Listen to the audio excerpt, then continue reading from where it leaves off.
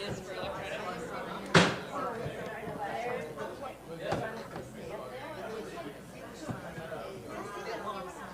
really strong-willed kids, so they're going to be wherever they're going to be, I think. But if they want to be in the nursery, since we're not going to be able to be there, it would be like it's a really fun playroom. But they want somebody to be there with them. They don't want to be there. Thank you so much. It's really sweet. No, it's all good. Yeah, have you had some food?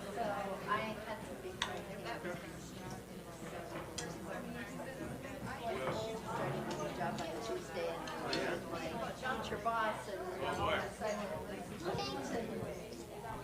Thank you so much for coming.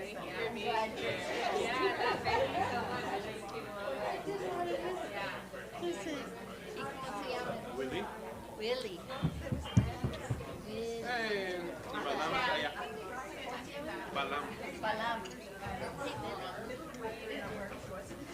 Willie.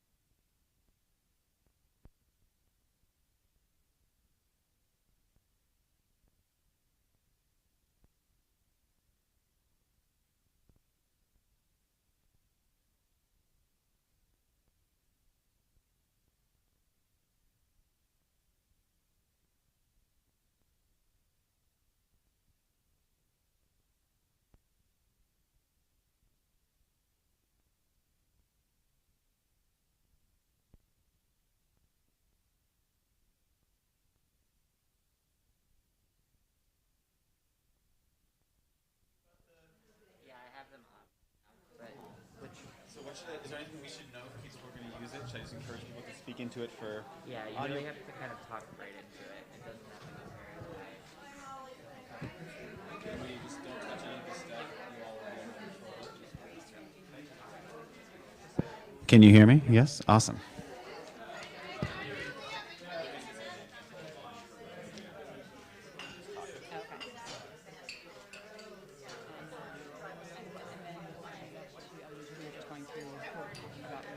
You want to hear this? So your list is the mystic up keys. I'm going to be translating consecutively. And then I will talk a little tiny bit about sort of why we're in this situation of needing to get all hands on deck to look at our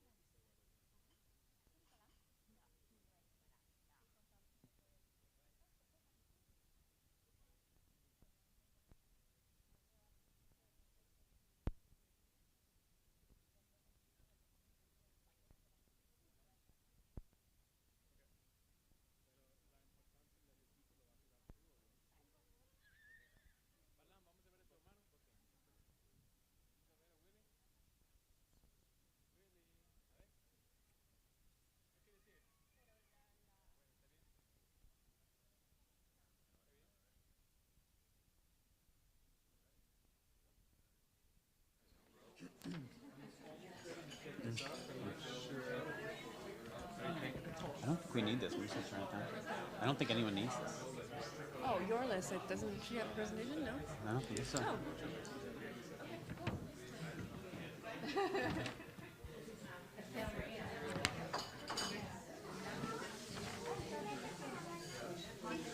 Good evening, everybody. We're going to start gathering around and beginning our more programmatic portion of the evening.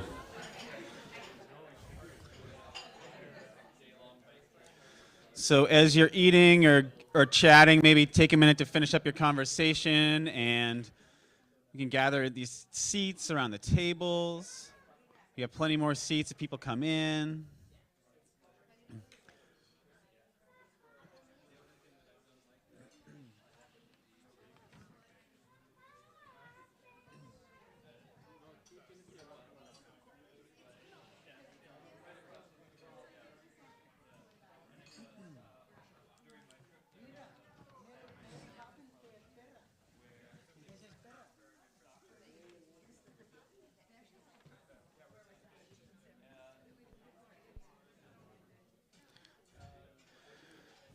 Okay, so I know we'll all be rolling in and out, and there's lots of conversations and delicious food. Thank you, everybody, for bringing food to contribute tonight.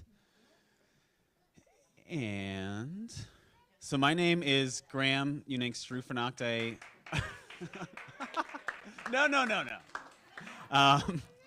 I work at an organization locally called Rural Vermont.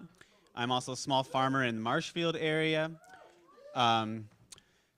Rural Vermont, just to say a brief piece about ourselves, has been around for more than 35 years. We're a farm worker-led, member-based, not-for-profit organization that works through education, organizing, and advocacy to work towards the needs of our agrarian community, small farms here in Vermont. And we're also connected to these larger movements and efforts working towards these goals nationally through our membership in an organization called the National Family Farm Coalition, and through that in an organization called La Via Campesina, which you'll hear more about tonight, which is part of a larger global movement for food sovereignty, agroecology, human rights, and the rights of the environment. I think the next thing I want to say is that this event tonight is co-hosted by Rural Vermont, by the Caribbean Agroecology Institute, represented by Margarita here, and by this ongoing process and group of folks that we're calling right now the Agroecology School Collective, which is a group of organizations and individuals working towards starting a school for agroecology in Vermont, hopefully as part of a larger network of agroecological schools in North America, modeled after agroecological schools existing in other parts of the world and connecting to that movement. And I'm going to give you all briefly a rundown of what this evening is going to look like. So, we're largely here to learn about, discuss, and share histories and experiences with the peoples and places in the agroecological and liberatory movements of Cuba, the Caribbean, and Latin America. Oh.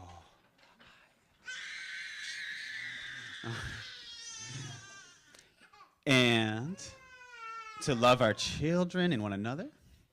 Hello, Balam and Willie.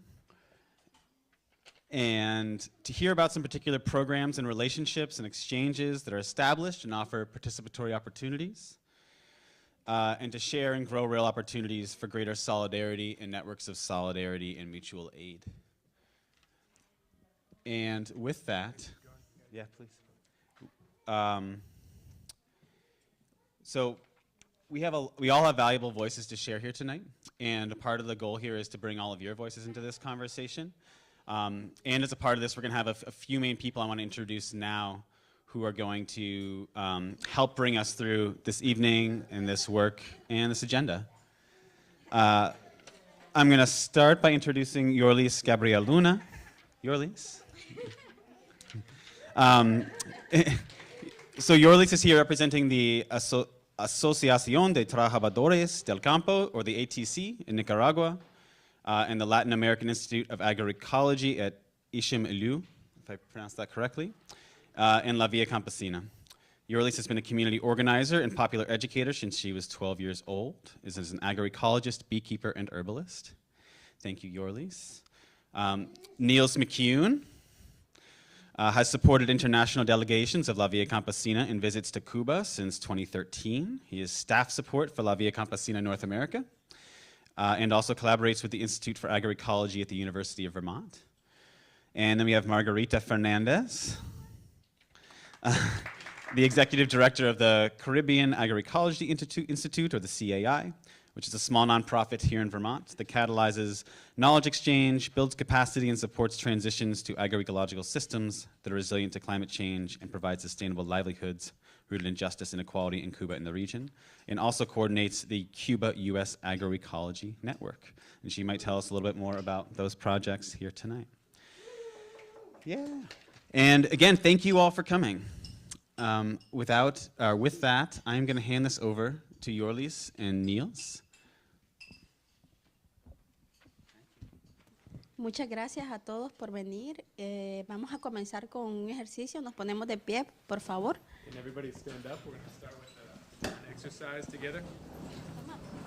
Bueno. Y vamos a estirarnos un poco, estirar nuestro cuerpo, respirar. Start by stretching a little bit. Stretch your body. Vamos a Take a deep sentir breath. esa conciencia de nuestros pies sobre la tierra. Vamos a ir sintiendo Feel the awareness of your feet upon the floor. nuestra respiración y vamos pasando, tomando conciencia del espacio donde estamos, Being aware of the space that we're in. de los demás, Being aware of one another la otredad que tenemos acá. and the others around us. Y movamos los brazos a un lado y al otro que hay frío. Move your arms a little bit because it's cold. Y ahora sí, vamos a hacer, nos quedamos de pie, porque en este tiempo hay mucho trabajo sentado. Entonces vamos a compartir. So let's stay standing for a couple more minutes because these days there's so much work that people do sitting down. Y vamos a contar nuestros nombres y por qué en una sola palabra, sí, por qué estamos aquí, en So una palabra. we're going to do a round of saying our names and in only one word why we're here. Just one word. Soy Yorlis y estoy aquí por esperanza. I'm Yorlis and I'm here for hope. Henry, and I'm here for anti-capitalism. Watch out if you use more. What was your word? Anti-capitalism. I'm Dee Dee, and I'm here for Cuba. Sophia and Connection. Rocio and Community.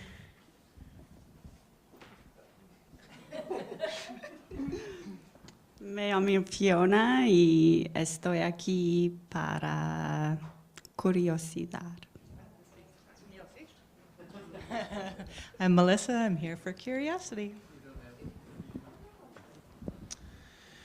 My name is Graham, and I am here for connection. My name is Kathy, and I'm here for resilience. My name is Vivian, and I'm here because I'm curious. I am Carl. I'm here for community radio. One term.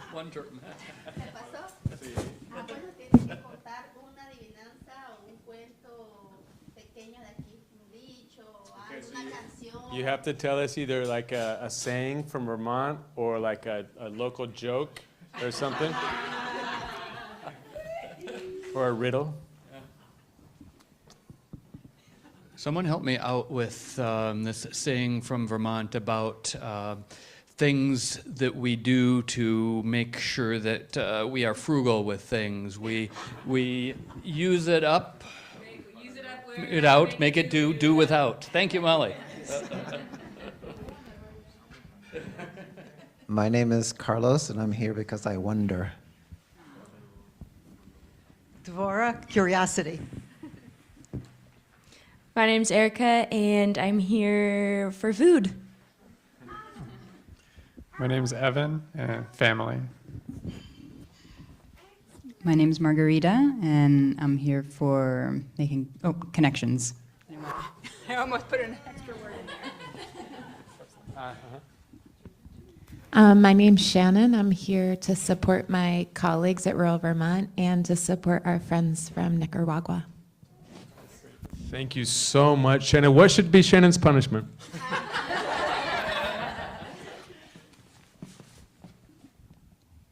My name is Valerie, and I'm here, solidarity. My name is Elle, and I'm here for my mom.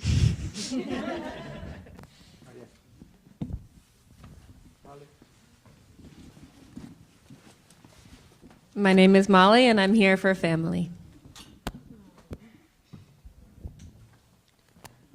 My name is Nils, and I'm here for y'all.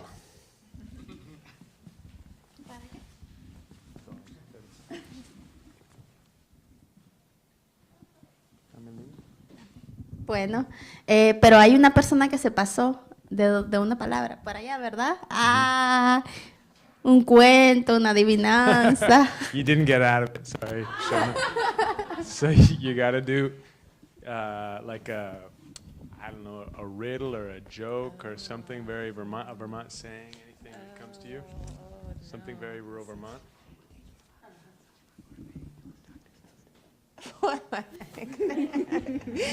I don't know what Molly just told me, but it was something about taking my long johns off.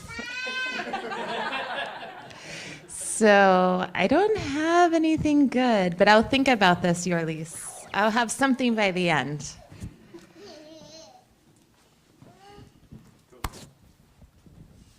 Oh, a pensar. Perfecto.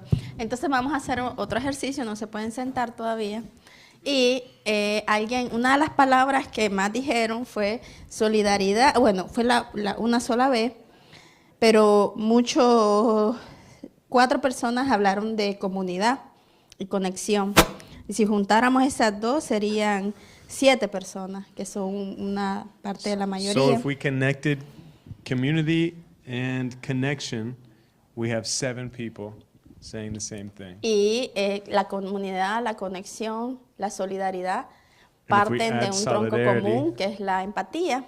That's all part of one idea, which is empathy. Que entendernos más allá de los colores, la forma, los orígenes, la diferencia. Understanding ourselves beyond color, shape, origins. Somos seres humanos. We're human beings. Que si no estaríamos aquí, estaríamos probablemente solos en nuestras casas, sintiéndonos mal, triste o alegre o como sea, pero estamos aquí compartiendo. And if we weren't all here together, we might just be at home by ourselves. Por eso vamos a agarrarnos y vamos a hacer pareja al que tengamos a la derecha o a la izquierda. O bueno, aquí, vamos a comenzar aquí. Yo soy 1 y 2. 1 y 2, 1 y 2, vamos a hacerlo. No va a ser pareja, va a ser 2 grupos grandes. No va a ser, o sea, el 1 y el 2 se juntan al que esté al lado para que no se... entonces no, vamos a hacerlo por acá. Hacer 8 grupos, ¿no? Sí, vamos... 9, ¿no? How many people are? Ajá, que busquen una pareja. Que busquen una pareja que Okay, no so sea... you're going to find a partner. Hopefully it's not the person who you came here with. Y lo vamos a mirar a los ojos primero. You're going to take a deep look in their eyes. Por 1 minuto. Ya están las parejas, ahí se pueden cruzar. Aquí. For about a minute. Y vamos a tratar de sentir cómo esa persona se siente. And we're going to try to see if we can feel what the person is feeling. You guys can be 3 together. Sí. Mirándonos a los ojos.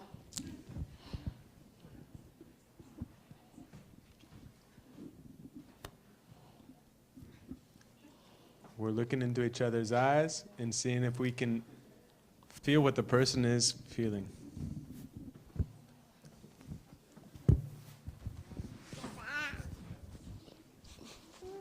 Y vamos a tratar de adivinar. Entonces tenemos 2 minutos Now we're para, going to try to guess. en una palabra, porque para entendernos hay que hablar corto, vamos a preguntar, ¿te sientes cansado? ¿Te sientes...? Y la otra persona que tiene que responder no, va a decir sí o no. So you can ask the person, do you feel tired? And the other person will say yes or no. You can say, do you feel thrilled? They can say yes or no. You can kind of Y ask them with one word emotions.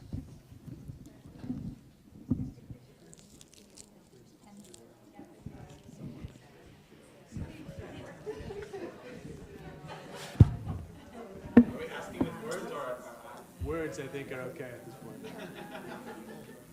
¿Cómo se siente el día de hoy?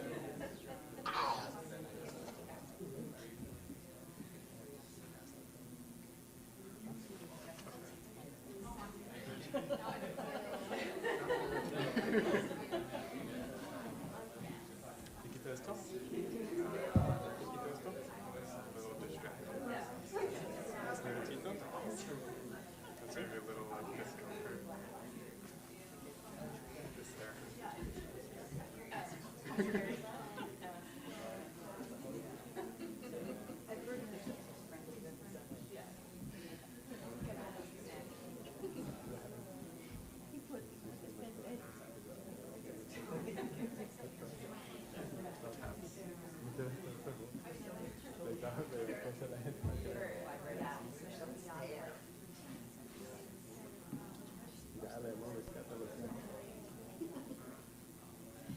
Bueno, ¿cómo vamos?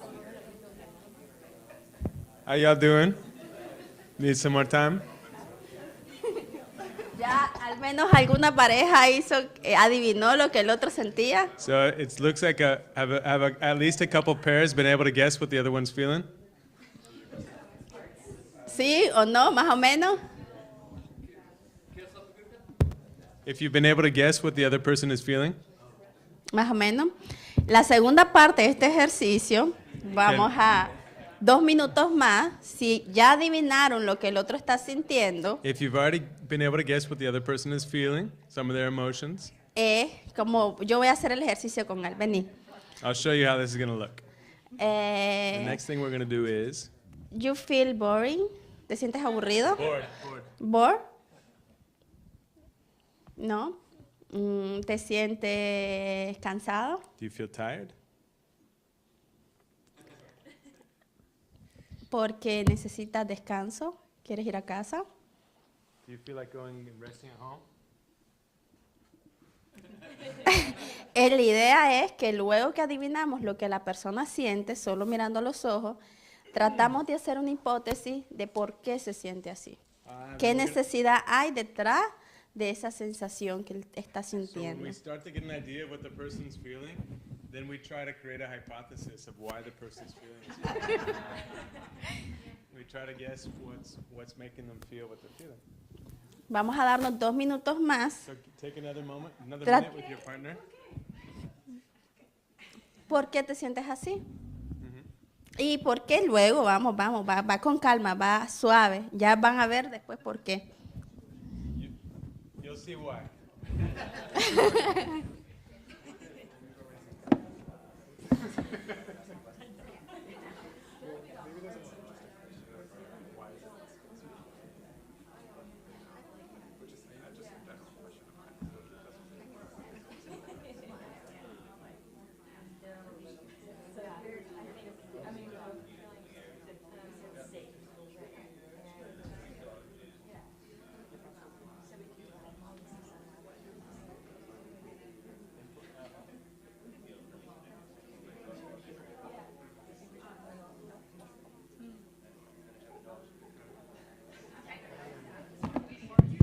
Ayúdame a repartir esos papelitos por todos, en todas las mesas. Sí.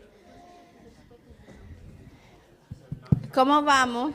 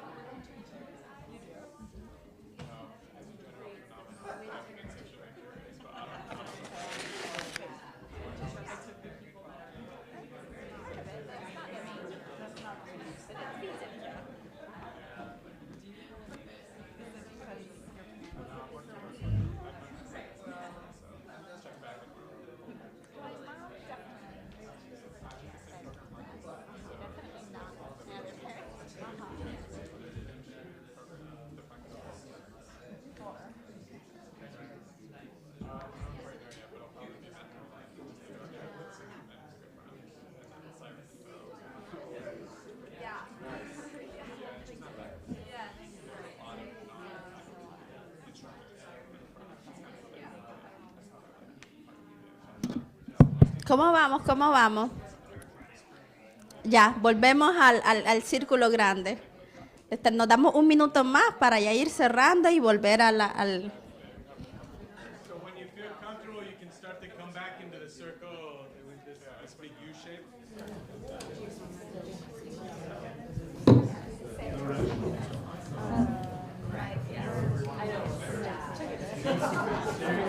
I feel like I know why you would feel that way. Well, yeah, I guess awkward. Yeah, a little bit. Beautiful camera on our faces. Anyway, so more or less.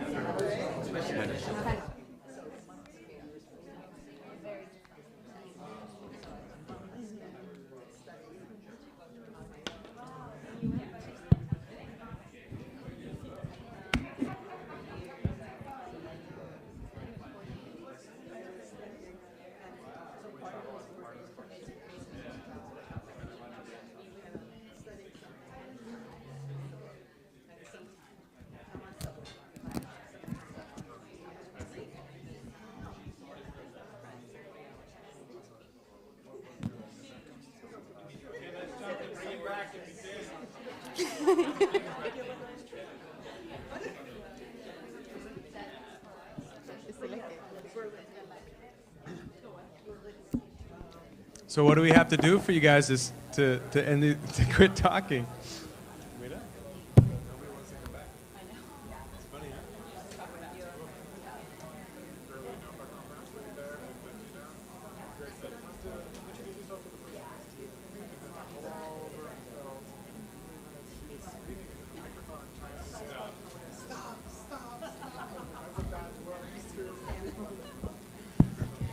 Regresamos al colectivo, por favor. Nadie quiere ya.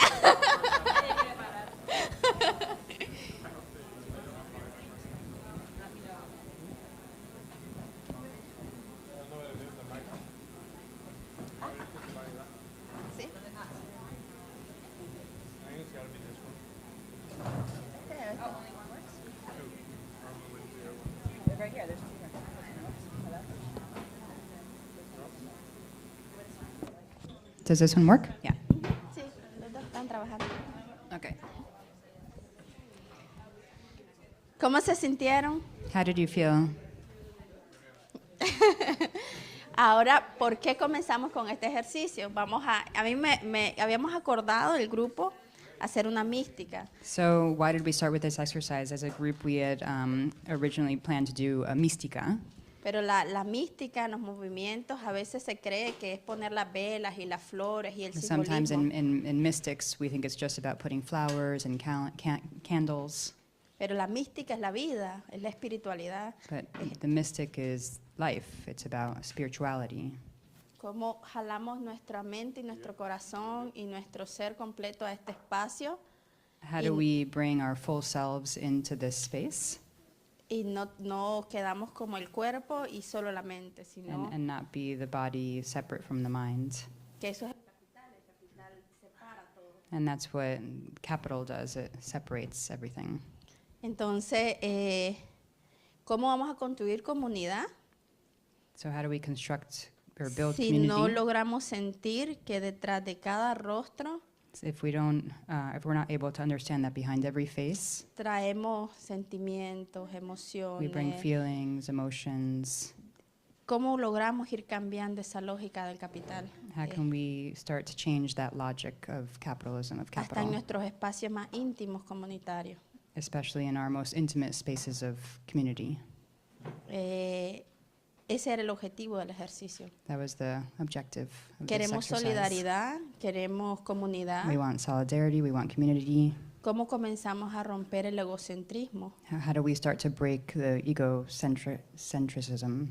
Y empezamos a ponernos en la mente, el corazón y los dolores del otro. And we start to put ourselves in our minds and our hearts and in each other. Les puse ahí en las mesas, quiero que abran algunas notas, algunas noticias. So I put some pieces of paper folded up along the tables. I want you to open them up. Y en especial para los que dijeron curiosidad, Especially for ahí those who've said that they were curious.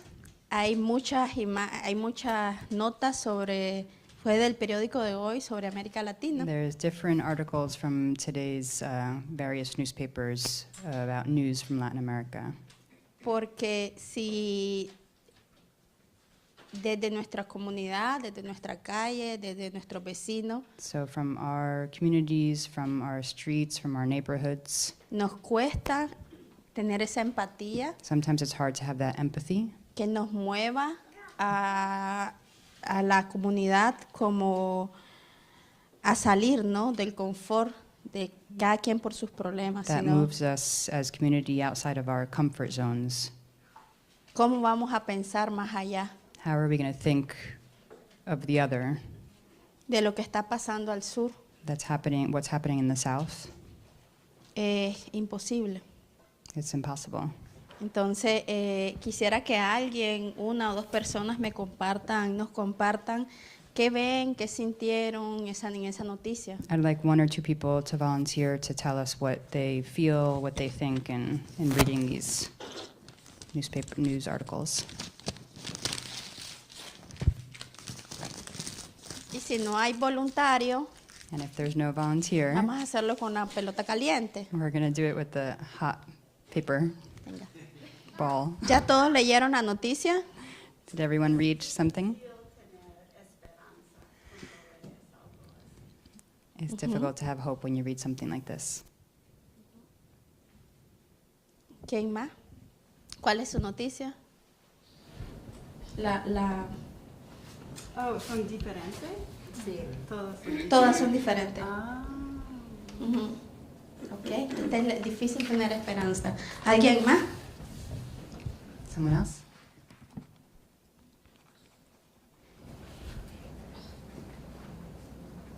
Some comment, some reflection of what you're seeing. Everybody's news article is different.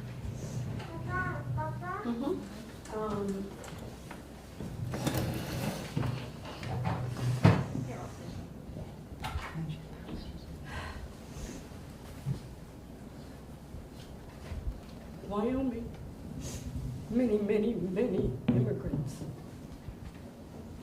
come without green cards, work for people who have money. And I don't, when I was working there, I was working 2 jobs, living with someone with lots of money, and working in a place where we actually had someone cleaning purposely so that she could be paid well. And prior to my moving there, they were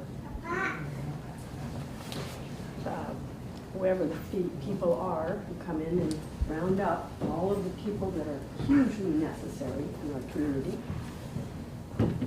and take them away. And people are going, what am I going to do without my house cleaner? What am I going to do without the person that cleans my streets or takes my garbage out? So for me, I don't understand, no comprende, I just don't understand. And I go from a different state and such, and it's similar. And I don't want to blame the people who have money. Where I used to live, people are creating nonprofits to be able to support these kinds of things that are happening in the country and the world. And for me, that is what we need to be doing. And I grew up poor. I grew up trying to find just working, farming, doing whatever I could, moved to places that I thought would be good, interesting, and I could find work, winter, summer. And so I'm here. And I came because of resilience. We're all here. We're family. I don't care what we look like, where we come from. I don't care if you're green, purple. We work. We support each other. I don't care if you have money or no money. Support everyone. Be kind, be gentle. Talk to each other. Let's reason things out. So, thank you. Muchas gracias por compartir. Otra persona, la última persona que quiera compartir qué sintió con la imagen. So, I thought it might make sense to read what it says what I'm responding to. So mine says, Tesla can't build in northern Mexico if water is scarce, President says. And I agree with that. If there's no water, don't build it.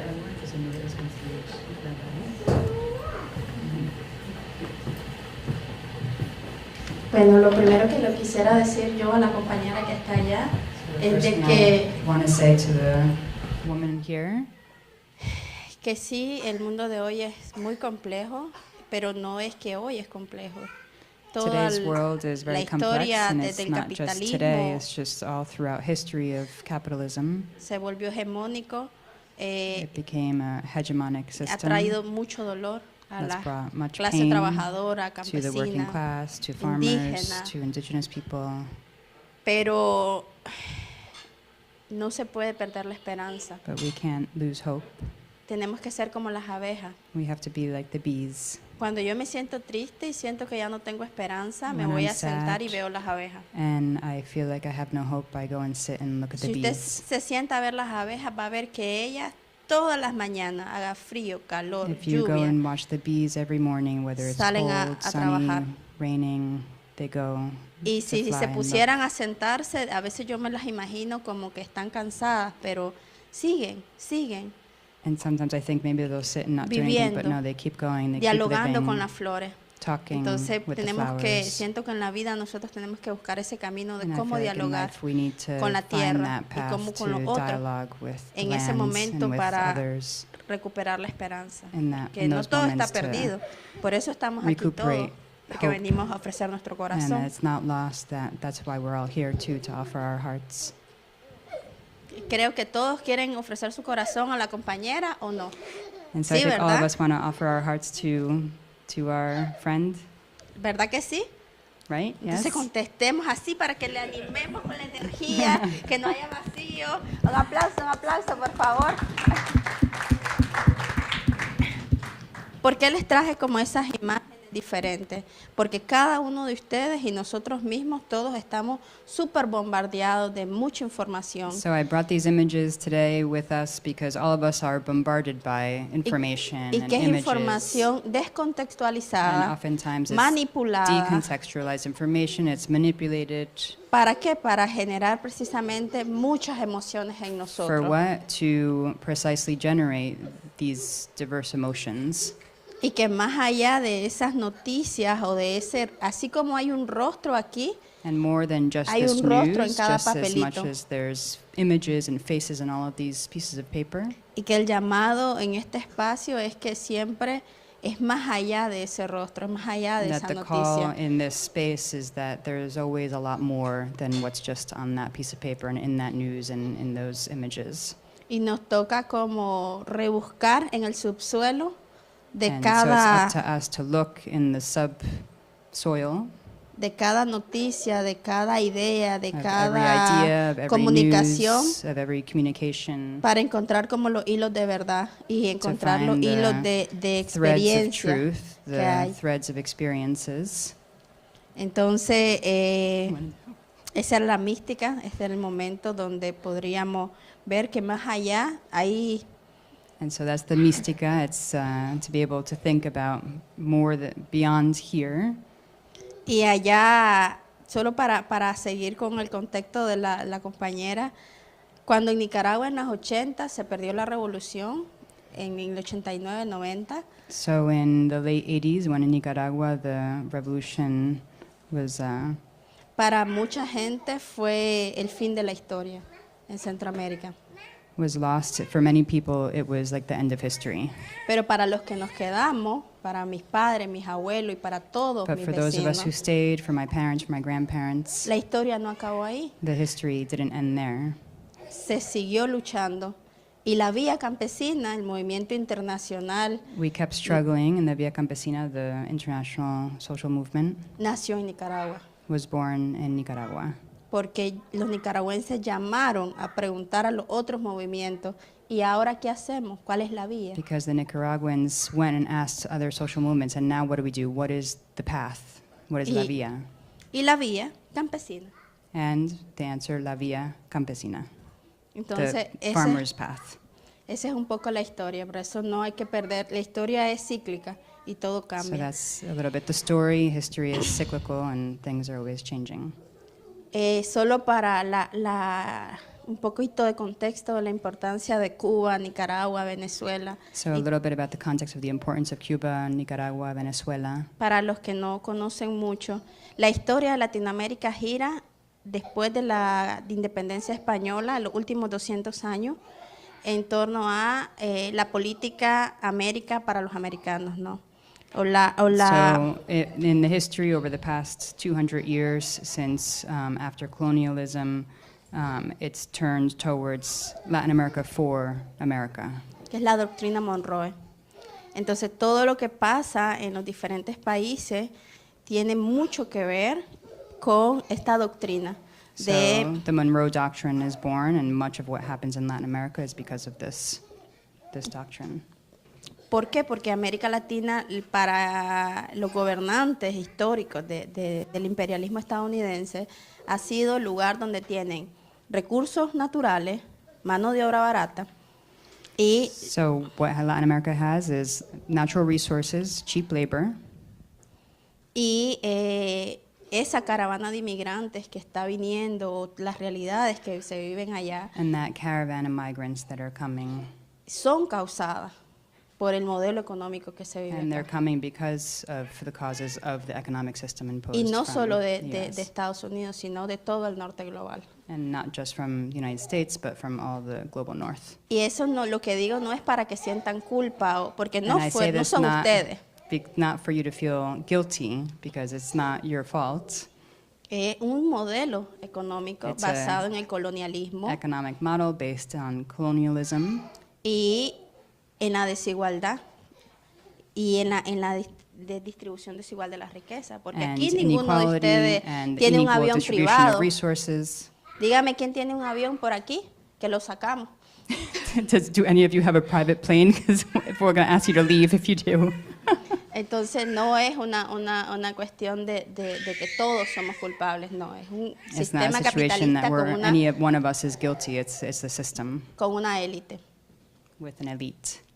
Solo para darle un ejemplo, por ejemplo, en las minas de Centroamérica, lo que las empresas canadienses se llevan So one en un example, día in the mines in Central America, what the Canadian companies take in one day es el equivalente a lo que la comunidad saca en 50 años.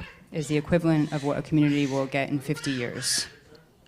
Entonces, lo que ha habido es una degradación tan grande de los recursos naturales So there's been such a huge degradation of our natural resources que viene toda la pérdida del trabajo, de las formas de vida. So there's a huge loss of just the way of life. Entonces, esa es una de las formas. Y en toda esta política de América para los americanos, Cuba ha sido y es un bastión que ha dicho no. So in all of this context of this history, Cuba has been a bastion, an example of a country that has said no. Si vamos a cometer errores, van a ser nuestros errores. If we're going to make mistakes, there are mistakes.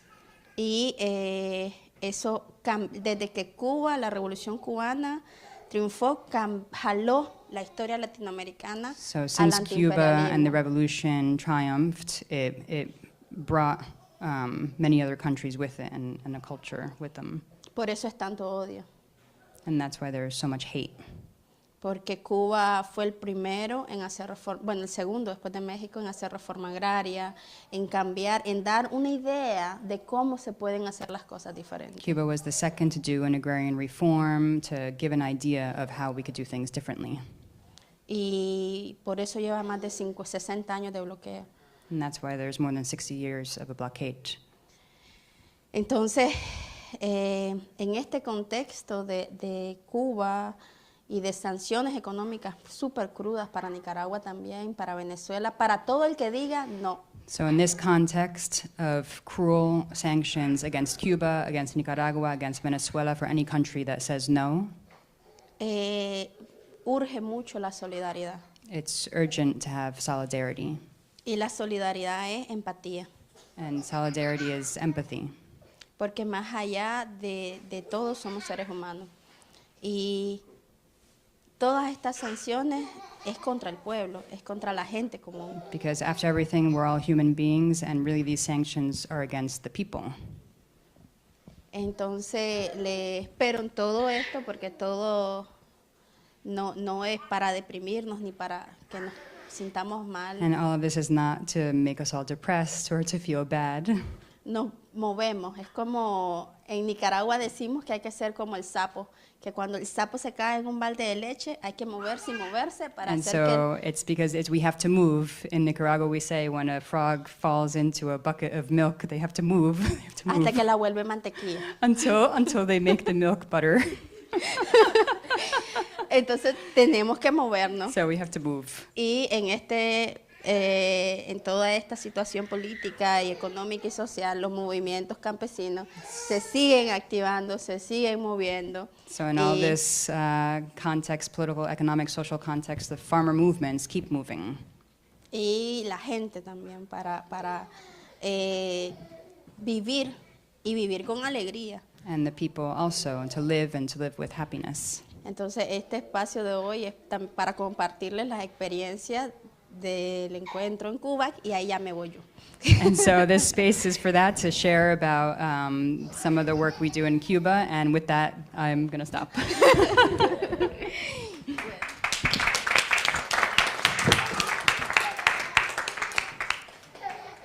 Nose, am I?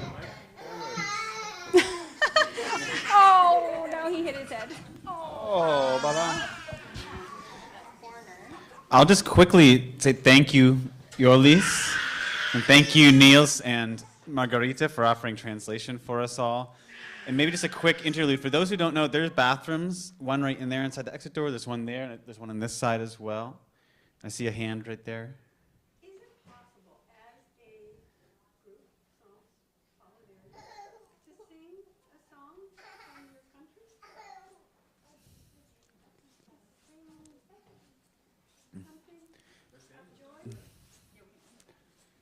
It sounds like maybe something we'll end the event with. Does that sound good? Okay. So it sounds like we'll take that recommendation and end the event with a song. And for now, I'm going to, I think, pass it, or Niels, am I passing it to you or to? All right, pass it over to Niels to give us a little bit more context. Great, thanks so much. And thank you, Yorlis, for getting into the question of current events, right? You guys have these different snippets of information, and I think the way that we want to try to frame this evening, because the idea is to talk about Cuba, but also Latin America, is to try to understand a little bit just why it's so important to rebuild the solidarity movement in the United States after what seems like a hiatus, a while of sort of relative silence.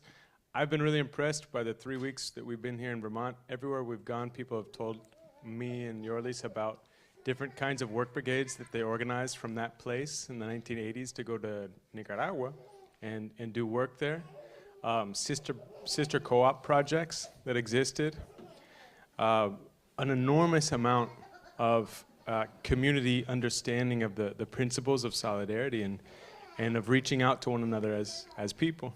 And so the task that I have tonight is to just share a little bit about what might be not so recent news around Latin America, but some of the developments that seem like they're of a lot of importance for people to understand in Vermont.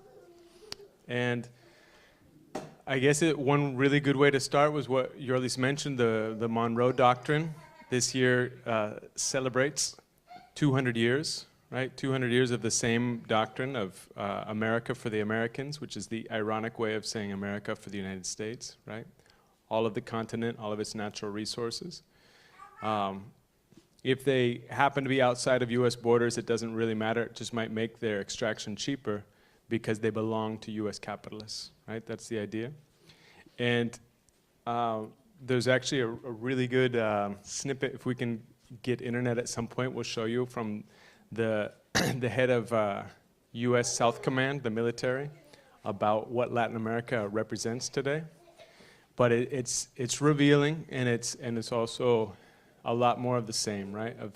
Of seeing the fact that other people have water as water for the United States strategic reserve, as seeing natural gas and oil as belonging to the United States, as seeing lithium as belonging to the United States. So, for example, just to start a little ways back, we talk about the lost decade in the 1990s. This is after the Sandinista revolution fell, and efforts to create sort of a much, much better country in many countries and a much more fair continent were basically defeated by the end of the 1980s. And so the lost decade refers to the neoliberal reforms with structural adjustments, which meant privatizations. It meant the end of public education, the end of public health care, the end of public water, the end of public electricity. So privatization was also connected to the loss of labor law and environmental law, so the degradation of these laws so that foreign companies could come in and extract at a higher rate of return. And that was also connected to the dismantling of all tariffs and trade protections. So what this meant is that Latin American countries were sold the myth of sort of free trade and competing on the world stage, which in practice meant sort of a race to the bottom. And so wages fell, and spending power fell, and poverty expanded.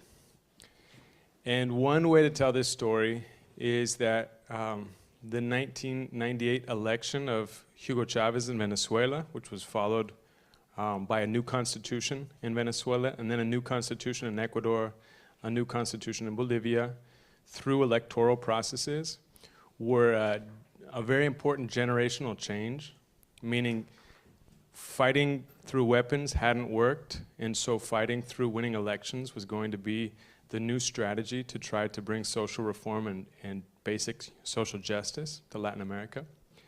And when Baby Bush went to Panama in 2004, was it, to try to advocate a free trade agreement of the Americas, Latin American leaders said no. And instead, they proposed something that was called ALBA, which is the Bolivarian alternative for the Americas. ALBA means sunrise in Spanish. And that idea is it's time to build something fundamentally different that will be about cooperation and not competition, and in which we have an agreement not between governments and big business, but between our peoples. And so the basis of this was complementarity. Instead of competing around natural resources, we could look for ways to complement one another's strengths. And so in many cases, what this meant was discount petroleum from Venezuela arriving to all kinds of countries in Latin America without any of the conditions that the United States or major corporations put on access to energy resources. So these countries could develop without the blackmail that they're accustomed to. It also meant Cuban doctors traveling around Latin America and attending to the poorest populations in the cities and in the countryside, in places where people had never received medical care in the past, and being able to, fix their cavities, and Operation Milagro, right, which sent poor people from across Latin America to Cuba for a cataract surgery, allowing them to see, and then after a couple of weeks of recovery, fly back home with no cost. So there were a series of measures which were sort of this vision for an entirely different ethic within Latin America. And there's a lot of successes to mention of the first decade of the 2000s in that sense. The Latin American School of Medicine was founded in Havana in 2004. And Via Campesina, which is a social movement, which is not including government powers, autonomous from all political parties, was also interested in all these progressive changes, right? Was agitating, was radical within those progressive changes, and was able to develop an articulation of schools for young people from social movements that connect agroecology, working the land with small farmer futures and land reform and processes of political understanding. And so these are called the IALA schools, the Latin American Institute of Agroecology. And so all of these different efforts have contributed to an understanding of a second independence, an independence that's based not just on formal sovereignty, but on substantial sovereignty, sovereignty over people's farmlands, their forest lands, their coasts, the minerals under their soils, their seeds, their water. And this kind of sovereignty, which is reflected in some of these new constitutions in Latin America, represents a problem for monopoly capitalism, which is under sort of this, under some pressure, right, since the global financial crisis. And there's been a renewed need for capital to have direct access to land and minerals. And so there's been a mining expansion, more like an explosion since 2008. There's been what we call land grabs across the continent, where the wealthy basically figure out how to transfer value towards stock markets by pushing people off of land and using armed guards and putting up fences and looking for speculative markets that are interested in the real estate for mining or other extractive industries. And the United States, of course, has played the role of defending the interests of mining companies, defending the interests of the most predatory kind of capitalism. And unfortunately, that has meant since 2008, with the coup d'etat in Honduras, a series of efforts to overturn democratic processes in Latin America. After the coup d'etat of Zelaya in Honduras, there was a parliamentary coup d'etat of Fernando Hugo, the liberation theologist president of Paraguay. Then after that, there was a coup of Dilma in Brazil, an attempted coup in Venezuela. There's been, the most recent was the coup d'etat in Bolivia in 2019. Oh no, there's another one just last year, a few months ago, the coup d'etat in Peru. And unfortunately, the United States is behind every one of these, right? The State Department immediately endorses the new government. There's all kinds of money opportunities put forward to talk about moving past the political problems, right? And so the Monroe Doctrine is still valid, of punishing those who have any sort of independence and favoring those that buy into the line of shifting wealth as quickly as possible towards the north. And in this context, there's the bit of a new wave of electoral victories of the left in Latin America. I think there were 8 elections last year, and the left-wing candidate won all of them in Latin America. So from Colombia, which had become a NATO country, Colombia is like the Israel of the United States in Latin America, 7 military bases. Colombia has now elected a progressive who used to be a guerrilla fighter and has been a peaceful politician for the last 40 years, but has brilliant ideas, Gustavo Petro. There was an election in Mexico after many, many years, many generations of not having any progressive presidencies. There's been an election of a center-left government. Brazil, Lula has come back into power, defeating fascism in Brazil. And there's a long ways to go towards defeating fascism in Brazil, but winning the election was absolutely vital. So there's a real effort to defend women's lives. There's a real effort to defend nature. There's a real effort to defend solidarity and memory. And we, I think, have a role in this effort, particularly because of the extraordinary role that the United States has played historically in repressing democratic processes in Latin America and extracting value in creating poverty and then taking advantage of that poverty to declare that there's no democracy there and intervening again. The United States has carried out 469 invasions since its founding, and over 250 of those have been since 1990. So the predatory nature of the United States towards Latin America is not under debate, But what we do want to talk about is something that's extraordinarily important for absolutely everyone from Latin America. It's one of the things that's the closest to people's hearts, and one of the things that is the most painful, right? And that is the blockade of Cuba. Cuba is something that if you speak to people in Latin America, there's an extraordinary amount of love towards Cuba, an extraordinary amount of love. And if you go to Cuba, there is an extraordinary amount of love for the world. I was a student there. It's somewhere that it makes one scratch one's head about how it is that there can be so much love towards humanity and so much hope in a situation that is really painful, right? Which has to do with the economic blockade of Cuba that John F. Kennedy started and has continued to this day. So we're going to move into more specifics, but that's a little bit of an overall framework to try to understand what we want to talk about tonight. Thanks. Yeah. No. So I'm trying to think as I listen to Yorlis and Nils and just such an incredible background and exercise to get us in the mood and context about the history and the role of the United States. And so I'm sitting here thinking of all the different things that I want to bring to all of you. I don't think I was planning on talking about what my organization does, and I think I'd rather get more to what we can do together. So I'm going to briefly talk about what we do, just because some of what we can do as a community, it could be through our organization. So the Caribbean Agroecology Institute has been working in Cuba since 2008, and I personally have been working there since the late 90s.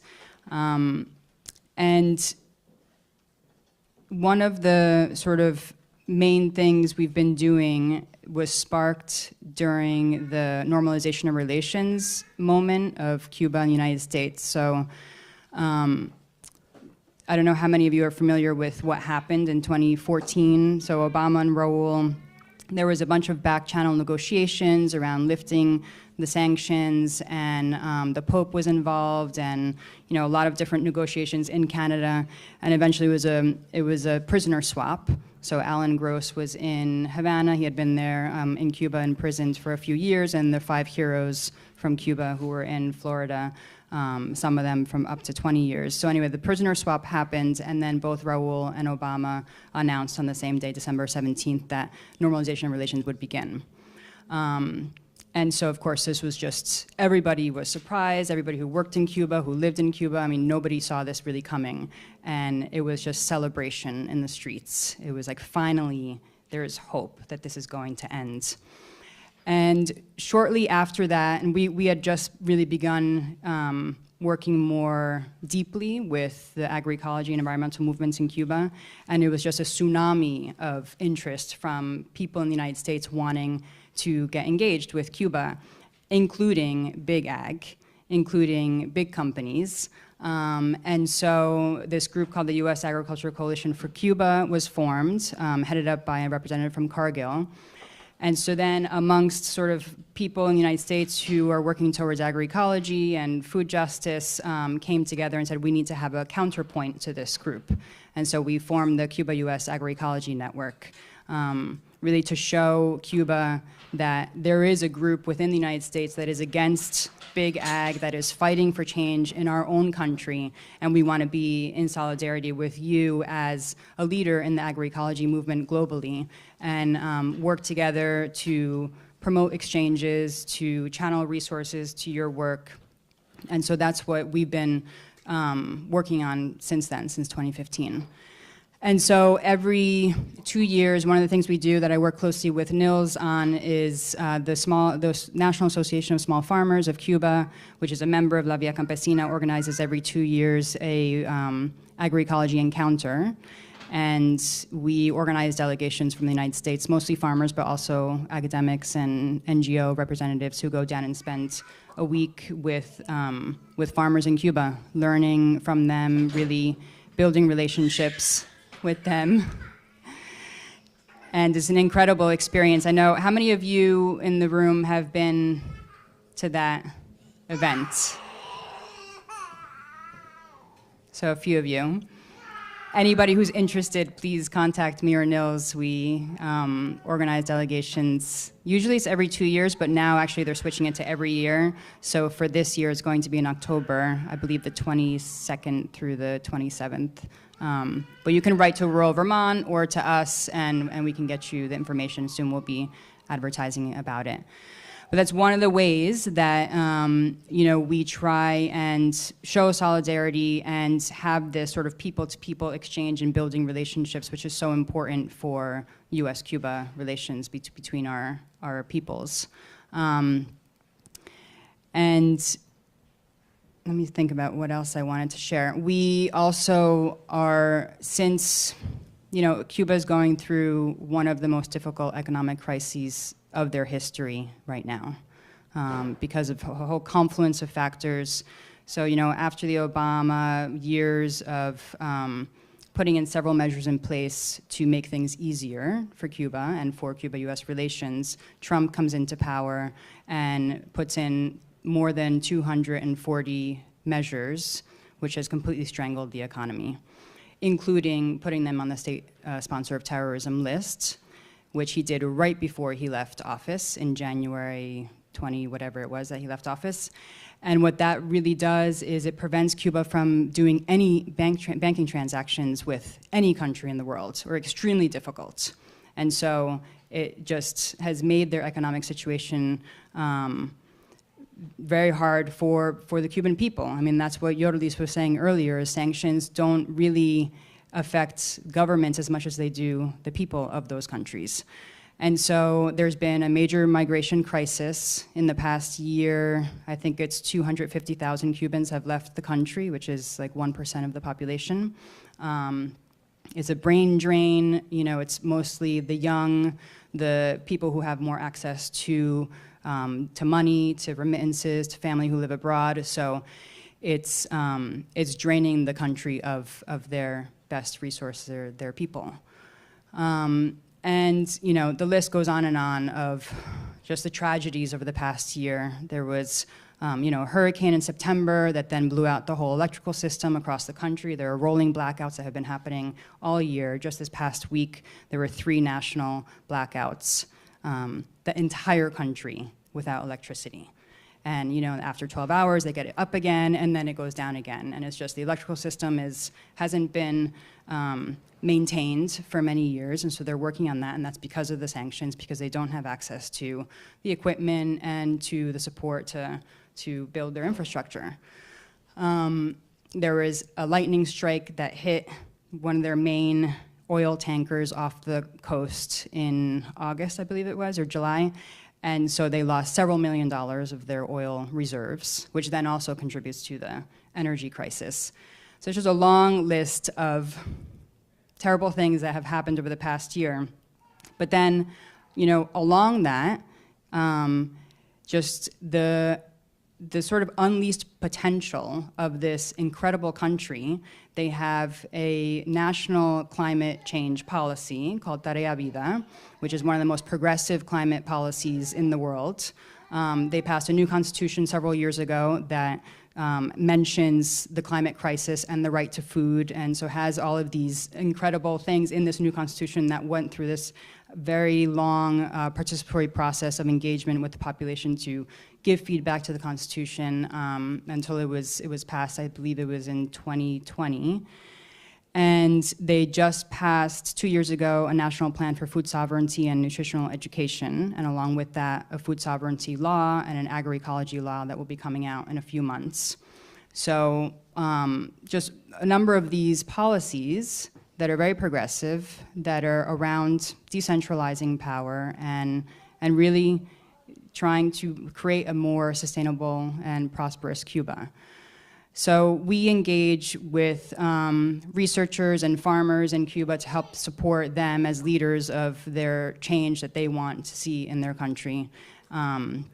And one of the things that we have been doing recently, especially sparked by the hurricane was developing a solidarity fund and like hurricane relief fund. So if any of you are interested in contributing to that, I think actually Molly had printed out a QR code that you can take a picture of to donate to. Is it? One right back here, and then there's one on the podium as well. And so what we did, actually two things. When we did the encounter in November, beforehand, me and Nils were talking with the National Association of Small Farmers, saying we really wanted to support them and bring a donation. So the 80 or so people that came on the delegation, everybody brought like bags of seeds and tools and toiletries and medicines. And it was actually the first time that we brought a big donation to give to the farming families there. So it was a beautiful, muestra, how do you say, show of solidarity and love to our partners there. And then we also raised funds and purchased $10,000 worth of tejas, roofs and beds for the families in Pinar del Rio that had lost their homes in the hurricane. And so now, because given the fact that hurricanes are going to continue to come and the economic crisis is so deep, we've set up this solidarity fund to continue to provide support to partners in Cuba. And then I think finally is around pushing for policy change here in the United States. And Biden has not done very much since I think he was waiting for the midterm elections to pass and see, he had to appease to the Cuban Americans in Florida. It's really the Cuban Americans that are holding hostage this policy. And so now that that's happened, there seems to be more of hope and opening for him to actually make some change. And next month, March 15th and 16th, there's a national campaign that some solidarity groups are organizing to call the White House to ask for taking Cuba off of the state sponsor of terrorism list. So we can share that with all of you if you've signed up on the shared your emails on the list. Then through Rural Vermont, we can share that campaign. And certainly there will be opportunities for signing on to letters, and I imagine in the next few months there's going to be a lot more movement around pushing Biden to make some change. I don't know. Oh, the clipboard's over there. Yeah. And so I think that's all I'm going to share now, unless I forgot anything. But I really want to hear from all of you also any ideas or questions or how you would want to get engaged, or what you've done in the past, if you've been to Cuba, and yeah, just open it up to you all. So, I'm really interested, about Biden's new, so I'm really interested about Biden's new policy. So just recently, he opened up visas, and people from Cuba can come here now for the first time, like from Nicaragua, Cuba, and Haiti? Yeah. So that's something, that's a pretty big deal. And I know you said that he hasn't really done anything, but when Obama was working with Raul in 2014, one of the things he did was take away the amnesty policy from the Clinton administration, wet foot, dry foot. And when Trump reversed all the other stuff, he left that one in place. So Cubans haven't had any kind of amnesty policy in this country since then. And so this is kind of a huge big deal. So if you can sponsor somebody now from Cuba to come here, you just have to pay for their plane ticket if they have a place to be, and you're responsible for them for just 2 years, unlike the immigration, where you're responsible for them until citizenship. And it's a fairly easy process, from my understanding. And so that's something I'm trying to do right now. I don't make enough money to sponsor somebody, but you can combine incomes to sponsor somebody. I'm looking for an organization that houses people and can have them work. Pretty much everyone I know is Spanish speaking solely. And all, you know, so I have friends in Cuba, and then I have Cuban friends living here, who basically came here as, you know, non-English speakers. But I don't know if maybe anybody here knows of any of these like jobs or organizations that do house people coming here, because it's like an amnesty. It's like an amnesty program, not like a regular path to citizenship.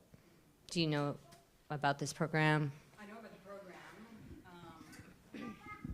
and I haven't kept, like, I know, I haven't followed the deep analysis behind it, this recent one. And I'm interested in Nils's and Yorlis's take on it because it involves Nicaragua also. But you know, it's a tricky situation because it basically is saying it's, you know, it's helping Cubans leave the country, and our work is around supporting Cubans who want to stay in Cuba and build the sovereign country that they've been struggling to do for the past 60+ years. And it's not to say, I have many Cuban friends who have left the island, and many who are here. So my take on it is these are very personal, individual choices. And so our organization does not have any program like that, because we work in Cuba and not with Cubans who are immigrating to the United States. So. You mentioned that the last time you were able to bring in medicine and these sort of things, but that's very new, and that's because the economy is sort of crashing in on them. I mean, You could always bring in medicine to Cuba. very limited amounts of medicine. Like when I used to travel, they would just go through it. If you had like a price tag on something, they would charge you for it. It is easier to bring in. The Cuban government has lifted the limits of things that you can bring in. Yeah. You could bring in larger quantities if you had a partnership with a Cuban organization who was going to be taking it, whether it be a civil society organization or a government organization, and you had that partnership set up, then you could bring in larger amounts. But as an individual, they had smaller quantities. Found different ways of being able to just send stuff and send medicine and send money and that kind of thing. So I know that the government is a lot more lenient with that kind of thing, but I also know that, you know, like you manage to find things like buy roofing supplies, but like no one I know how can access roofing supplies or can find building supplies. On the island. Yeah. Yeah, no, the scarcity is huge. Yeah, and so it's almost like when you have to be connected with organizations to do that. Well, I mean, that's a different question than sponsoring people to come in. So getting resources to Cuba,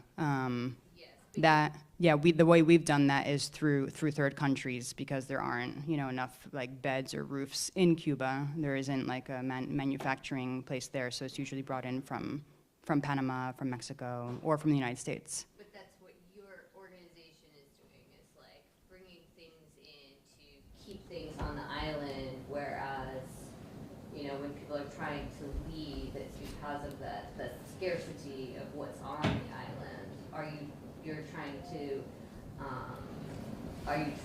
to bring like those sort of things to the island? I mean, if they don't have, you're working specifically with farmers, is that what's The material, so that material donation, that one was for hurricane relief. And other types of donations that we've done have been material things for farmers and for projects that we're collaborating with. So it could be seeds, tools, we did a tractor, we did solar panels, we did irrigation system, we did, you know, chainsaws, leaf mulchers, you know, wheelbarrows, like, you know, a whole slew of materials for farming, for farmers. Yeah. Yeah, just to add that it gets pretty nasty when you look into U.S. policy towards Cuba, and if any of you have ever spoken to U.S. officials about Cuba, there's so much hatred coming out of them that it's really terrifying. You just want to run, right? But part of this change in the end of the wet foot, dry foot policy, right? The law had basically said any Cuban who gets to U.S. soil by any means is on the path towards permanent residency. And so the U.S. has been trying to provoke a migration crisis from Cuba for decades. And since the pandemic, that policy has become successful in a way that had never been successful in the past. And so there's actually like hundreds of thousands of Cubans leaving by any means they can right now, and that it's their brightest, youngest, most hardworking people who are leaving because they're not getting what they need, and it's a tragedy for Cuba. It's a big boon for the architects of U.S. foreign policy, who are really excited about it. The State Department is absolutely thrilled. Jake Sullivan is absolutely thrilled. And one of the things that has changed since the wet foot, dry foot policy is no longer in place is that Cubans who do come to the United States illegally get a deportation hearing, but it's set for about 2 years after they arrive. And to avoid going back to Cuba, they have to show that they would be potentially under threat for political repression if they were to go back. In other words, they have to participate in the social media campaign to defame Cuba. And so what this means is that people who are living in Cuba and somebody from their block leaves or a friend from high school leaves, then they see this person on social media as part of the US-sponsored campaigns to ridicule, to make fun of, to demolish Cuba on the networks. And so that's part of sort of the praxis of the United States, right, is to demoralize and destroy Cuban resilience. And it's, it hasn't worked for decades. Right now it's working pretty well in this moment. It might not work forever, but also the Cuban Revolution might not last forever. So it's a difficult, very, very difficult moment for Cuba. And there's been a combination of factors. There was a refinery fire that destroyed a lot of Cuba's capacity to store fuel oil, to have electricity, to provide electricity for the population. There was a hurricane last year, the pandemic, and before that there was a reunification of the currency, which led to an inflation crisis. So the economic crisis is very real, and the policy to undermine and destroy Cuba's sovereignty is very, very real as well. Are there people who, I see Dee Dee's hand, and I'd love, this is an opportunity, like any experiences you've had, any questions, thoughts? Yeah, I just want to speak to, I've been to Cuba twice, and the first time was when this guy was running around like that in Cuba. And we went without any program, which I just wanted to see, a country that had succeeded in its revolution before it failed. Was my interest in going. And it was interesting because we called the State Department and said, can we go? And they said, you can go. And I said, can I bring my son? I'm going for research. Can I bring my son? Because he's still nursing. And they said, well, you can bring him. And I said, can you give me a piece of paper saying that? No. So it's like, all right, whatever. So we went through Canada, and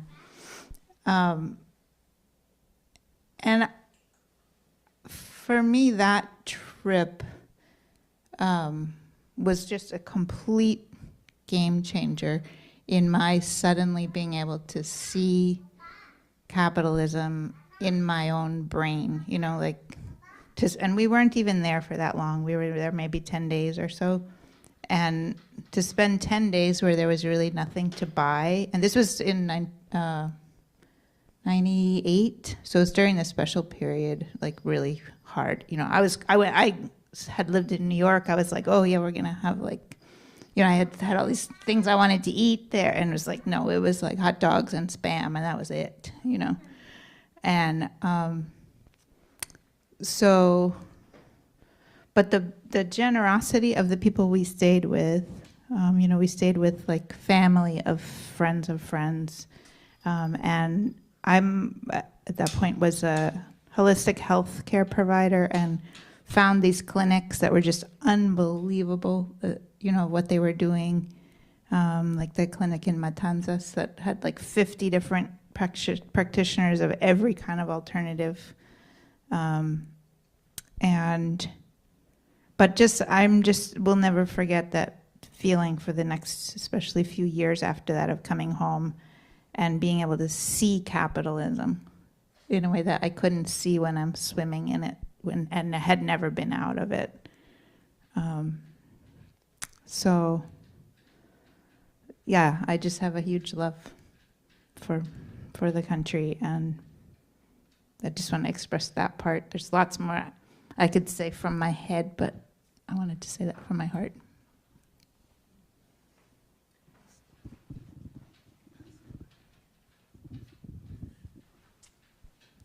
Yes, I have a question for you two. I went to Cuba twice, actually during the Trump administration, just bringing my kids there as a vacation,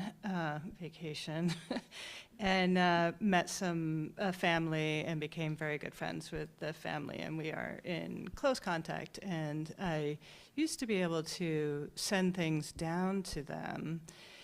We went and traveled again to visit them for a 10-day period.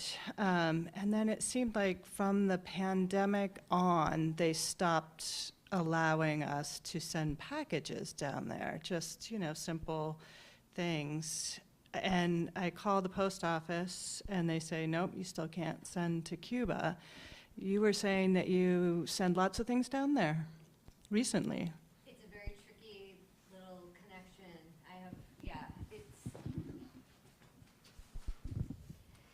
Yeah, it cost me a fortune, and it's tricky, and, you know, I had to find all these different, like, I know a guy who works at the Miami airport who flies packages to Santiago, and then they pick them up, and I pay, you know, here to send it to Miami, and then I pay, depending on if it's medicine or clothing or whatever, by the, you know, kilo or whatever, and then they send it from there. So it's a process. So is it going to change? You know, when I first started going to Cuba, which was like 10 years ago, it would take 3-4 months for a letter to get there. So, you know, it's changed. Everything has changed from 10 years ago to now. I can't even give them my packet. Like, I can't go to the post office and give them. No. Send anything to Cuba. You can send through, there's a number of places in Florida that you can, like, you can't send stuff that you buy here, but you can buy stuff online and they send it. So lots of different things. Food, medicine, air conditioners, like a lot. I can share a couple of the websites. That would be great. Fantastic. But you can't send your own, like, you know, knitted scarf to them. I used to be able to, though. Where do you find unless it's just through people, people who go down. And I'm surprised that the post worked, though, because it did before. That has, like, come and gone over the years, just as, like, working and then not working and working and not working. So I'm surprised it worked so recently. I mean, for me, it hasn't worked since the pandemic. It seemed like they stopped it. And then I kept expecting things to open up again, and I keep calling, and they say, no, you know, Cuba's still on block. And I know they're struggling. Yeah. And I'd love to help them, but I don't know how. Yeah, there's a number of companies in Florida that you can buy online. I see Evan's hand. I know we're after 8 o'clock, so we can get a few more experiences and shares and. Thanks so much for what you all have shared.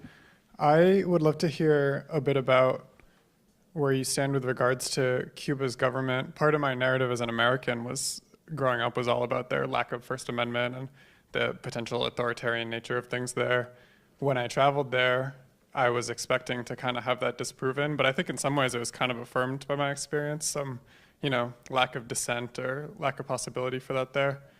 So I'd love to hear, it sounds like maybe there's some decentralization of power going on, but I'd love to hear how things are with that and how your organizations relate to it.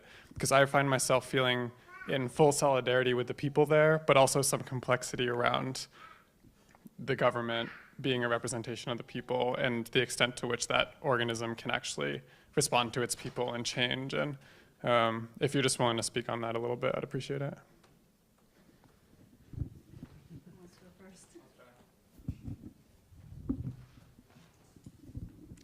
I think it's a good question. There's some of the, I think that some of the bases, on which the Cuban Revolution represented an immediate emancipation for a vast majority of Cuba's people, but not all of them. In 1959, belonged to a world of the past. Right? Some of those bases. So, for example, while it's fair to say that the Cuban Revolution represented an immediate emancipation for people of color in Cuba and for women in Cuba, it did not represent the same thing for the LGBT community, right? And that was actually something that happened years and years later. And part of the narrative around the Cuban Revolution is really to focus on sort of its immediate and all-embracing positive impact. And I think that as people who are part of the Cuban process and who visit and in dialogue with Cubans who are there, there's clearly an understanding that, for example, the ecological component was almost not present until 1990, right? And so understanding it more as a process, right? And as a process where there's the first premise of the process is that it has to keep existing if it's going to continue to do anything. And to exist has been to put unity above some kinds of dialogue. So, like, for example, the formula that Fidel Castro said, which was, within the revolution, anything goes, anything you want to talk about, right? Any problem, any contradiction, but if it's outside of the revolution, nothing, right? So the idea of how do we make the change that we want part of a revolutionary process within a revolution. And I think that what they now say in Cuba is that there's a majority of people who support the revolution, not everyone. And I remember around 2008, a big effort to sort of foment dissenting opinions and to create sort of an op-ed section of the Grandma newspaper where people could write in. And there's been more and more and more of that. So people can complain about power outages, can complain about corrupt officials. There's a lot more sort of space for sort of whistleblowing kinds of work. And there's also sort of the argument that, there's two arguments. One is that if the US would stop undermining the process, then there would be more First Amendment kind of rights opening. And the second is that there is a fundamental belief in human rights being social in nature and not individual in nature. So that was kind of the idea level discussion that the Cuban government proposed at the time of this signing of an agreement of sort of an end to the hostilities at the end of 2014, would be, let's get in a big debate with the United States about the difference between social rights and individual rights. And that debate never happened, right? The blockade was never lifted, and Donald Trump was elected. So I do hear what you're saying. There's like definitely within ANAP, the Cuban small farmer movement, you're not going to find somebody who's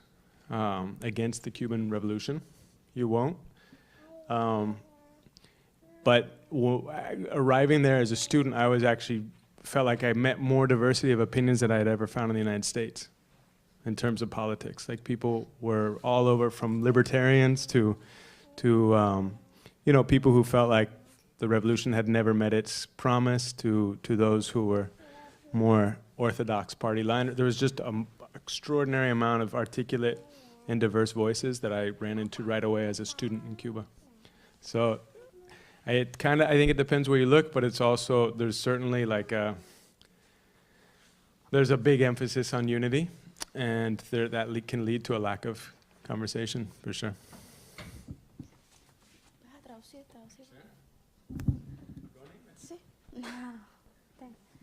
Sí, yo, mira, desde mi experiencia, yo que vengo de Nicaragua y que estudié en Cuba y viví allá, cuando yo estudié allá, solo donde yo vivía, éramos más de 100 naciones.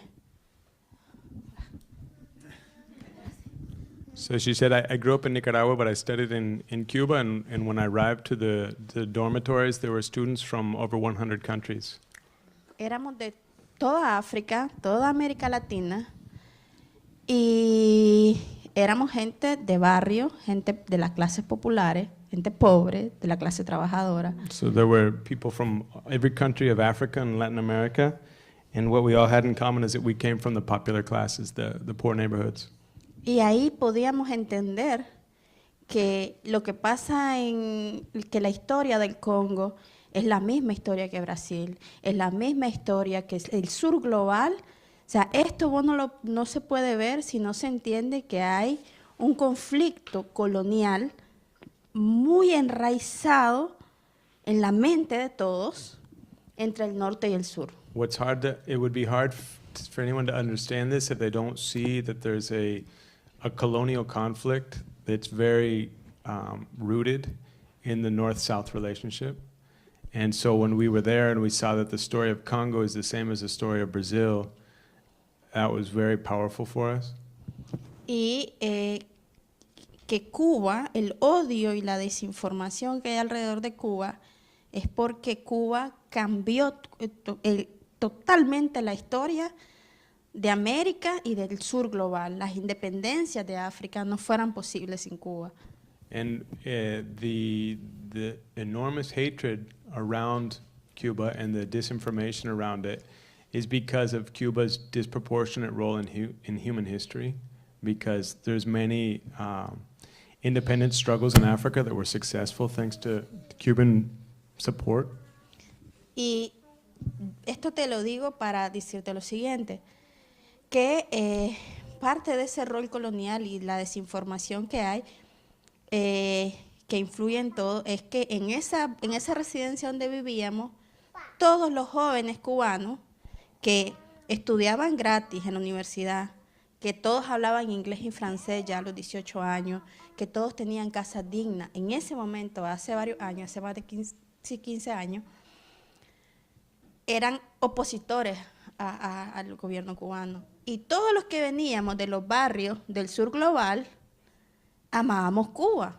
So what we found in our dorms was that all of the Cuban youth who had gone to school for free their whole lives and had a full ride scholarship at the university, and all of them who had dignified housing and who had already learned, to play the violin and speak French, they were opposition to the Cuban government. And all of us who came from other countries, from poor neighborhoods, we felt like we had arrived at a paradise.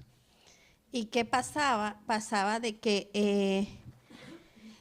era ese contexto, pero ahora lo que te quiero decir con el colonialismo es que me recuerdo cuando se dio la invasión a Libia y estábamos como 20 naciones, estábamos comiendo en el comedor de la universidad y sale la noticia que el norte global con la OTAN invade porque quieren petróleo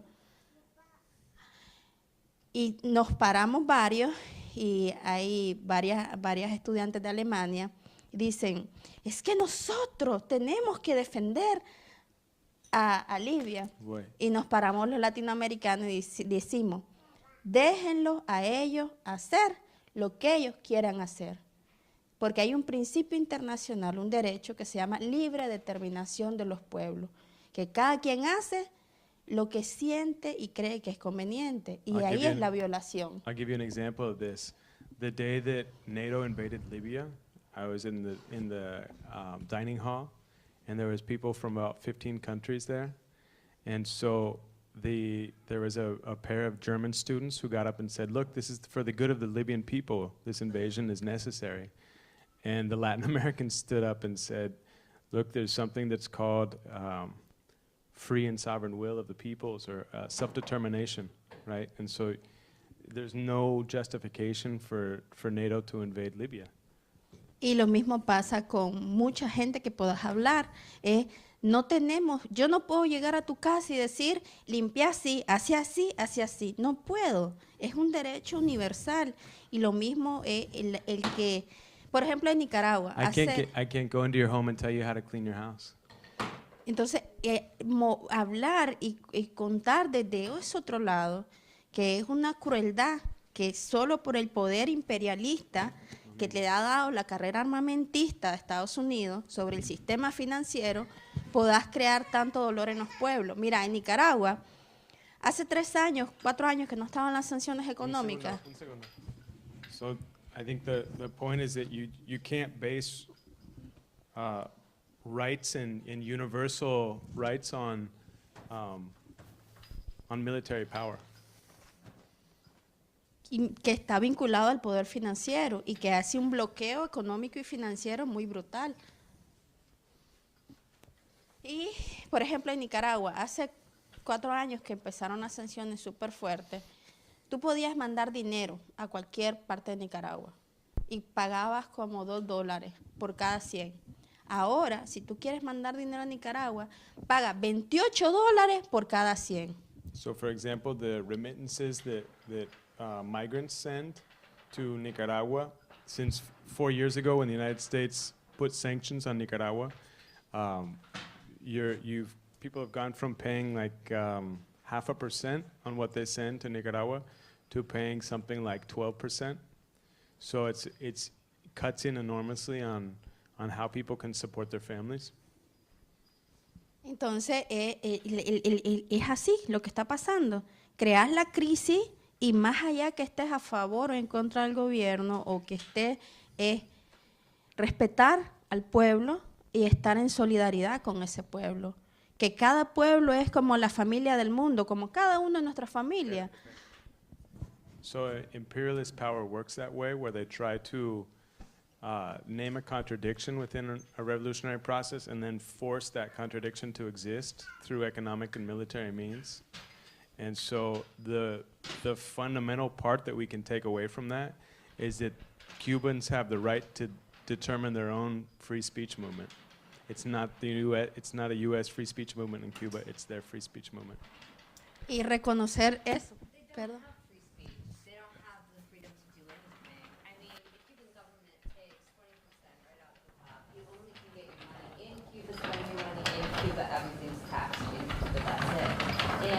You're saying that this is a revolution, and it's not a revolution, it's a dictatorship. I mean, I don't know any that feel. My mother-in-law fought in the Sierra Maestra with Castro. It was a very well-calculated thing, and the Castros were the richest people in the world because they sucked all the money out of people. That's why we have no infrastructure, and why all the buildings, they were crumbling, and they have no lights, and where are they going to go from here? So if people wanted to leave the country, which they're not allowed to do, I mean, how's that saying, like... Would it make sense in that context to take away the blockade then? Just to see if that had any good impact? Absolutely, there should not Seems be... like that's more our role, is what we're trying to say. Absolutely, but at this point, like, saying, like, that's a revolution seems really, like, morally ambiguous to tell people, like, oh, yes, that was a revolution. Sorry you can't leave the island. Sorry you have no food and your house is falling apart, but... I mean, it wasn't really a revolution. How's that a revolution for them? It was much worse before. Under Batista? How does that work? The dictatorship before Under the Columbus, under Batista, under Fidel, it was all the same. Under I mean, Batista, there was literally people dying of famine. and with under no Fidel, education. people were still dying, and now they're dying again, and now we're going back into the cycle. Actually, their life expectancy and maternal Are some of the highest. They have dipped a little bit over the past like 6 months. So you're like, okay, another dictatorship is better than the other dictatorship? Why not allow them the freedom to This live is their lives? definitely, there are many truths in Cuba. I have been going there for the past 25 years. You're married to a Cuban or whatever. Everybody has many different experiences there. What I can tell you is that it is a centrally planned economy. So you're not allowed to leave. You are allowed to leave. It's just that people might not have the resources to purchase a ticket to leave, and it's You can't because sit on a plane and leave. it depends who you are. It depends where you're going. Resources. Cubans can fly to Nicaragua without a visa. Yes, they can now. There's So no in the visa 1990s, requirement in the 1990s, Right, you did Nicaragua, have to get the visa now. Cubans have always had a to leave visa the to go to country. Nicaragua. Yes, in the 1990s, it was very difficult to be in the country. Today, anybody can leave, but people aren't able to because they don't have the resources. There's no money. Yeah, there's no money. So that's not because the government's limiting Yeah, that. I mean, you have that education, and like you said, like you're given this education, and you have books, and you have all this stuff. That those people want to explore the world. They want that. They learn like I have this, but I have no money.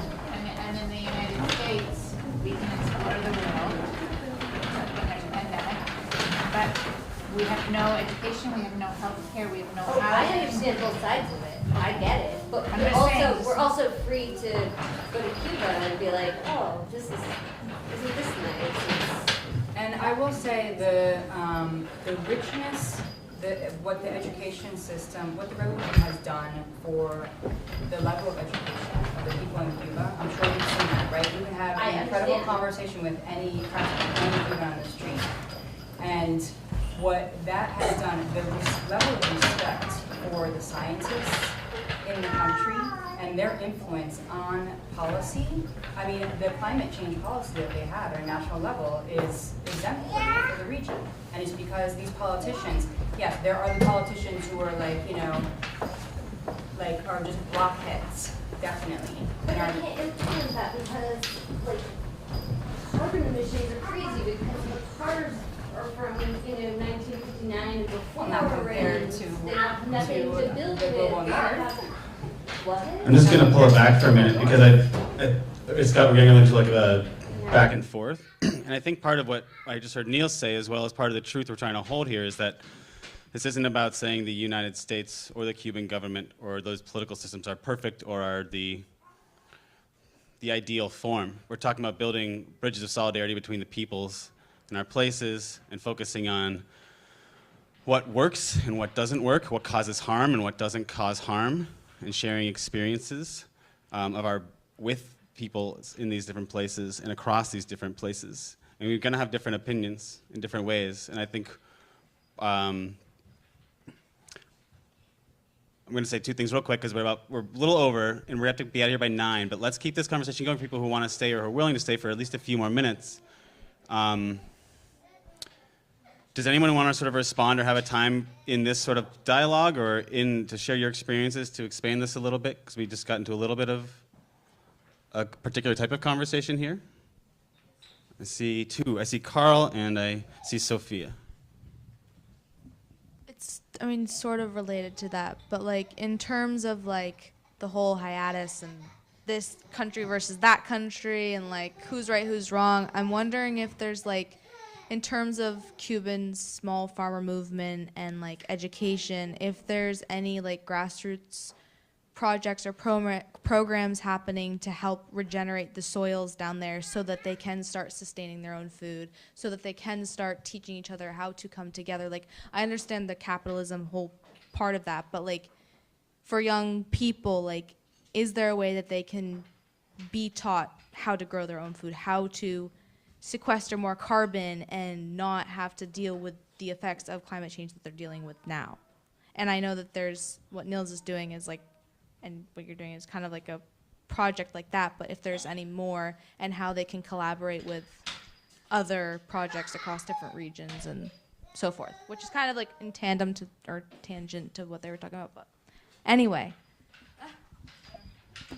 Do any of you want to speak directly to that, or anybody? It's like what's going right and what can... And agroecologically, right? Yeah. You're speaking. And What is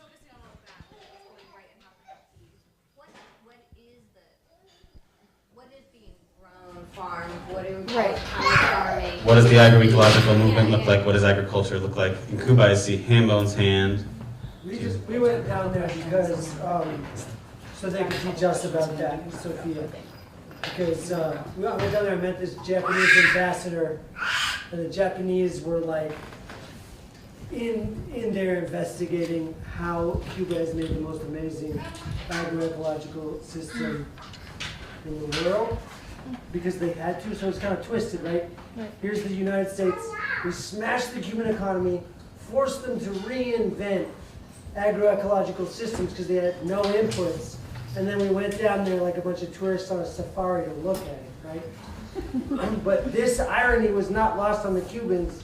One of the things that they said to us was, we have solidarity with the people of the United States, even if, you know, the U.S. government's a bunch of scumbags, right? And they were very nuanced about that, and you know, it was a lot of really interesting, heartbreaking political and social conversations. But the reason why a bunch of this crew went down there is because to see agroecological systems that you can't see anywhere on the planet. So we have that question around agroecology. Carl, do you want to say your question? Margarita just says, should we gather a few questions and then we can sort of respond to them as a group? Thank you. So I'm curious about what drives policy and policy changes in Cuba. I haven't checked in Cuba for a while now, but as I understand it, there have been no elections since the revolution. So people are not, decision makers are not responsible to an electorate. So if there are agroecology policies made, if there are climate change policies, progressive climate change policies put into the Constitution or passed nationally, who makes those decisions? What are the pressures on them to do so? So we have a question around political process, around agroecology and agriculture in Cuba. Does anyone want to add anything else to this sort of last bit of bringing in some questions? Dee Dee? My question is sort of a variation on the agroecology question, because both times that I've gone, there was an extreme lack of food, and at the same time, I hear a lot about the extreme successes in agroecology, and I'm wondering is the food mostly going to rural areas so that you don't see so much of it in the supermarket, or are they just not able yet to provide that much food sovereignty? So what's the relationship between the successes of agroecology and the food shortages there? All right, we'll leave it there because that's three good questions, some interrelated. Do you want to start? You're looking at me. It's this question comes up always, is this paradox of Cuba's agriculture system, because they are this leader in agroecology, but they're in this chronic food crisis. And the simplest answer to that is that no matter what type of agricultural system you're trying to implement in a country that is experiencing severe structural and economic crises, systemic crises, you're not going to be able to be successful with an industrial system or an agroecological system. And so there just isn't the economic structure in place for it to succeed. There's extreme scarcity of everything.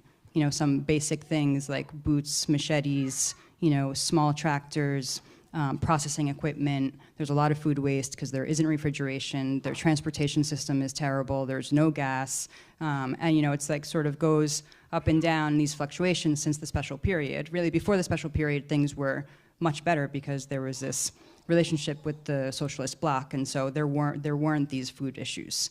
So it's only since the special period. And as things get better, like in the early 2000s, and then fertilizers and pesticides are brought in, and then, the food situation gets a little bit better, So there's a complexity of issues there for why they aren't able to produce more and have less food waste. So then to these policy changes, the one on the National Plan for Food Sovereignty and Nutritional Education, which was passed 2 years ago, it's geared towards limiting the importation of food, substituting food imports with increased production on the islands through a decentralization of management plans for food production.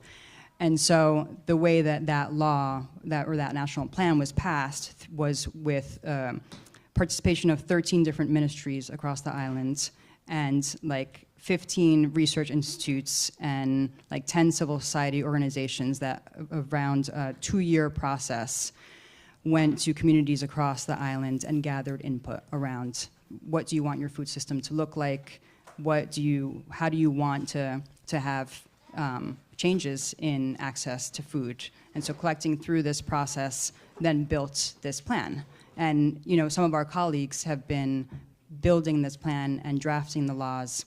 And yeah, that's how these laws have been drafted. It's not by 5 people at the head of the country. And the same with the climate change law. So that's my brief answer. And I don't know if Nils wants to add anything or...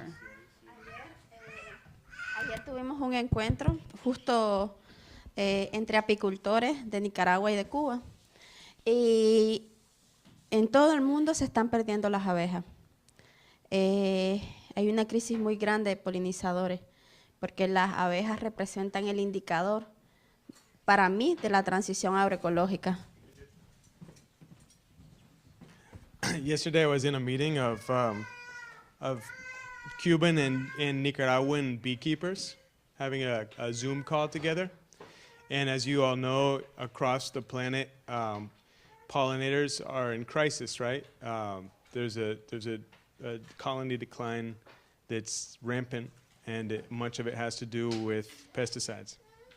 Y fue para nosotros en Nicaragua muy sorprendente porque los apicultores cubanos no tienen este problema. Están más bien con el doble del rendimiento por colmena de miel, que eso es increíble, el doble de cantidad de nidos, el doble de todos los indicadores de salud de las colmenas. And for us on the Nicaraguan side, it was shocking because when we started to talk about the indicators of our hives, the hives in Cuba were doing much better. That they were more or less producing twice as much honey, and they weren't experiencing the same loss. Their queens were in better health. All of the indicators that we use to establish sort of the parameters of this crisis in bee raising, the Cubans were in a vastly better situation. Y pues le digo esto porque ese es como el que combina políticas, o sea, tener abejas sanas o no tener abejas en el campo te indica qué está pasando detrás. Y para nosotros eso fue como, espérate, están trabajando duro para tener paisajes sanos, tener... So beyond the other indicators that some of you might be mentioning, for us just the importance of a social ecological indicator of that depth in what it means to build healthy landscapes meant a great deal to us to see that bees are doing well in Cuba.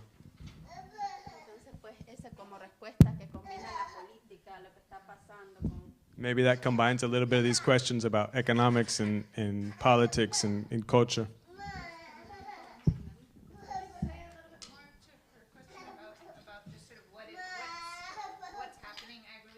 Like, give us a little bit of the big picture.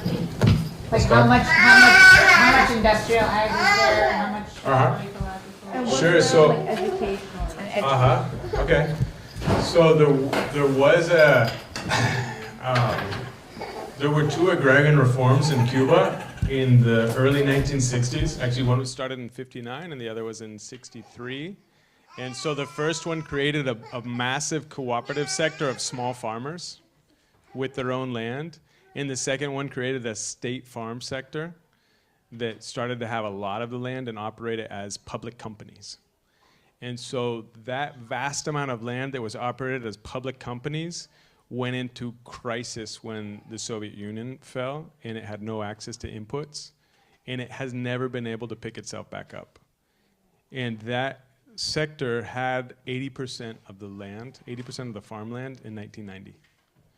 The small farming sector, which had at the time less, I think it had like 11 or 12% of the land in 1990, now it's up to maybe like 25% of the land, has been where this big agroecological success has happened. And that's because people had not forgotten their roots in the peasant traditions of using oxen to plow the land, of saving seeds, of trading seeds, and of using beneficial plants, and a number of agroecological practices that were already in place.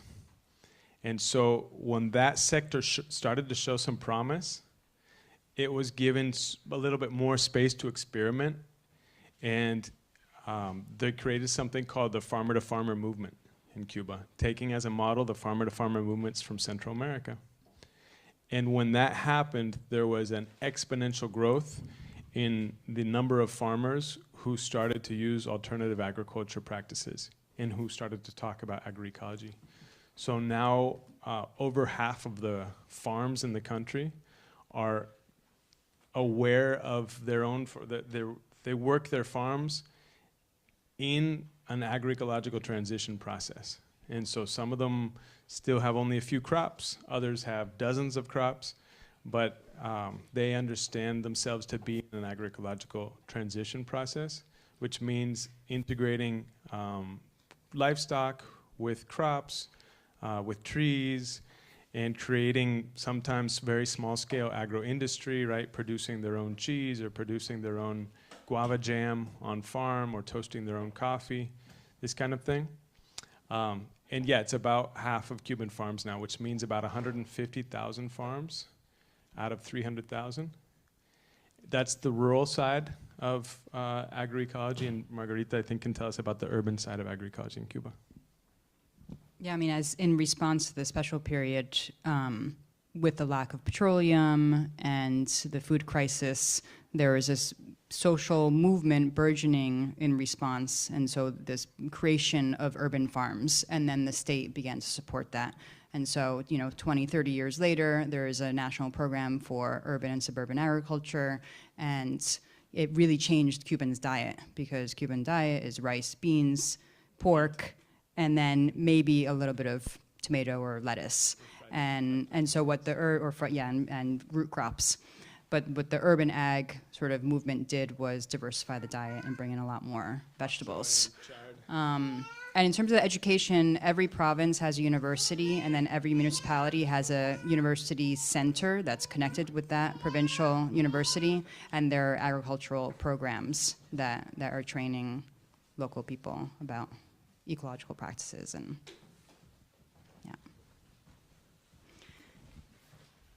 So, there was a request to finish this event with a song, and I have not forgotten, and it's way over time here.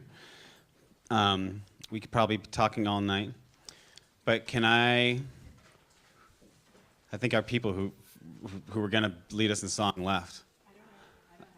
Marguerite doesn't have one really. We'll see who comes back. I don't know any Cuban songs, but I will. Maybe I'll say. Well, Yorlis, did you have something you were thinking of when there was a request for?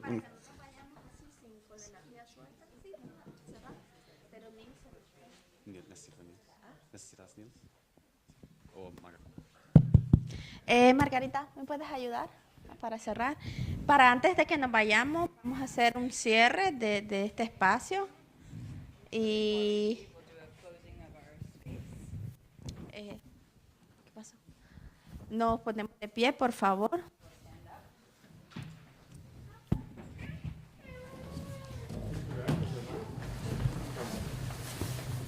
Vamos a agradecernos a que tengamos a la derecha y a la izquierda por haber venido.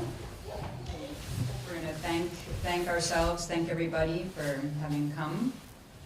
Y vamos a decirnos una palabra al que tengamos a la derecha y a la izquierda.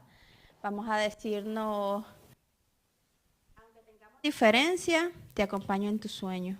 So we're going to say to the person to Even though we have differences of opinion, I accompany you in your dreams. Para mí, crear comunidad es compartir sueños. Entonces, Creating community is sharing dreams. entonces lo vamos a hacer a las 3. 1, 2, 3. A la derecha, a la izquierda. Even though we have differences, we may share differences. We may have share a dream.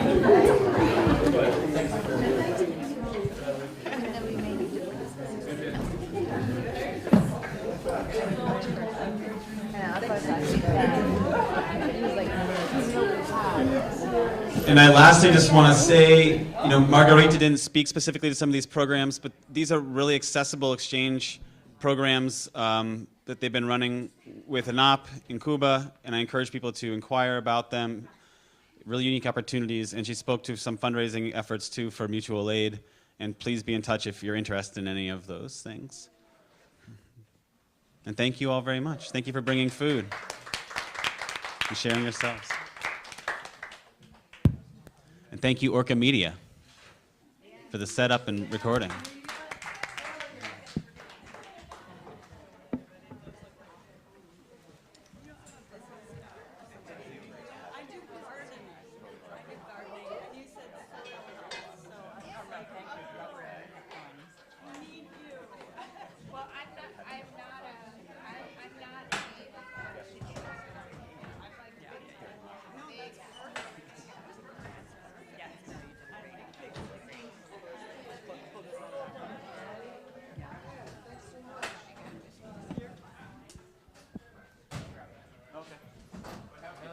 One other one somewhere. There's